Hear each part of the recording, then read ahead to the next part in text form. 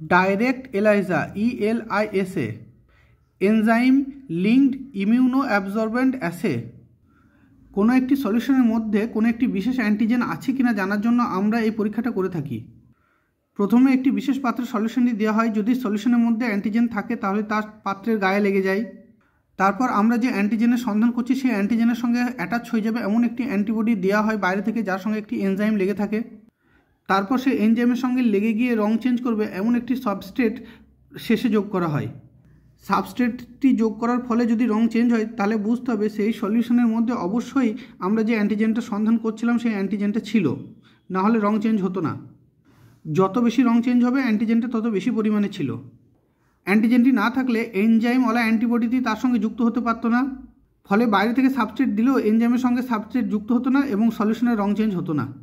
Malaria সহ অনেক বিষাক্ত অ্যান্টিজেনের খোঁজ এই পদ্ধতিতে করা হয়।